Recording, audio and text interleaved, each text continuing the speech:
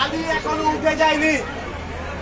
একটা গোটা দল তারা বিক্রি হয়ে গেল, সিরাজের সিট তারা বিক্রি হয়ে গেল। আর আমাদের এতগুলো মানুষ তারা আজকে তাদের ভবিষ্যতের জন্য রাস্তায় বসে রয়েছে। আজকে মিছিলে এসছেন তারা, এখানে মা তার সন্তান নিয়ে এসছেন। এখানে একটা ছেলে 7-এ পড়ে, যে তার বাবার দোকান রয়েছে, তার জন্য মিছিলে হাঁটছে। আজকে বাধ্য হয়ে মানুষ এই মিছিলে এসছে এই জন্য। দেখে লাথি মারছে এই বড় লোকের সরকার। ওরা ওদের বুলডোজার নিয়ে প্রত্যেক দিন আমাদের স্বপ্নগুলো চুরি করছে। আর এমন একটা বুলডোজার এই রেলে এতগুলো যাত্রী গিজি করে যাচ্ছে এই রাস্তায়। রেলের টয়লেটের অবস্থা খারাপ। এখানে আপনি যান, আপনার রেলগুলো সময় যাচ্ছে না। গতকাল আপনারা দেখেছেন একটা ছবি, পাটনা স্টেশনে কয়েক হাজার হাজার পরীক্ষার্থী তারা রেলের একটা ট্রেন পাওয়ার জন্য রাস্তায় ছিল। গোটা রেলের পরিষেবা বিঘ্ন হয়ে গেছে, রেলে অ্যাক্সিডেন্ট হচ্ছে। সেগুলো কোনো রেলের সমস্যা নয়, রেলের আমাদের এই গরিব মানুষগুলো। কারণ আজকে রেলকে ওরা বিক্রি করে দিয়েছে অমৃত ভারত স্টেশনের নামে। ওরা দমদম থেকে শুরু করে ওরা হাওড়া, শিয়ালদা একটার পর একটা স্টেশনে তৈরি দিয়েছে। এবং এখন হাওড়া স্টেশনে, শিয়ালদা স্টেশনে 10 টাকা 20 টাকার যে ঝালমুড়ি পাওয়া যেত, সেই ঝালমুড়ি নিয়ে তো এখন মোদী সাহেব গদগদ হয়ে গেছে।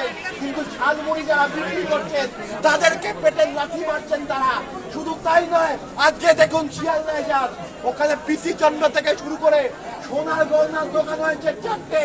আর এদিকে গরিব মানুষের দোকানগুলো তারা ভেঙে ছত্রখান করে দিয়েছে। তার কারণ এই সরকার আম্বানি আদানিদের সরকার।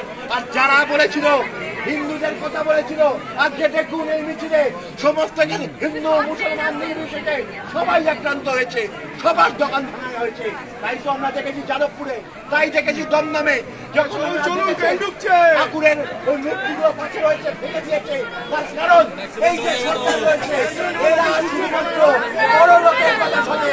আর তাই এই বড় লোকের সরকার যারা গরিব রেখে মেরে ওই বড় লোকের হাত তৈরি করছে, তার বিরুদ্ধে শেষ টক লড়াই করবো আমরা। আমাদের কমরেডরা জেলে গেছে, আমাদের কমরেডরা রক্তাক্ত হয়েছে যাদবপুর থেকে দমদমে সর্বত্র। তাই এখানে আমরা শপথ দিতে হবে। আপনারা যারা কমরেড বলছিল, আপনারা যান বাড়িতে বাড়িতে, আপনারা বাড়ির লোক আনুন, গোটাই রেলওয়ে চত্বর আমরা অবরুদ্ধ করে দেবো এবং আমরা বাধ্য করবো ওই বুলডোজার রাজকে পিছনে হটানোর জন্য।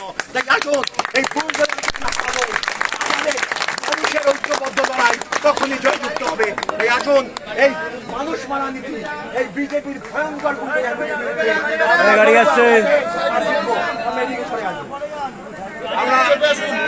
আবার প্রত্যেককে সংগ্রামী অভিনন্দন জানাই।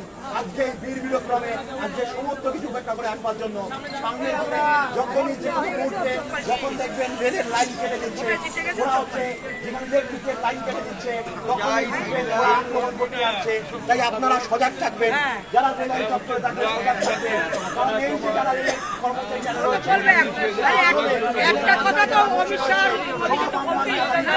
তাই তো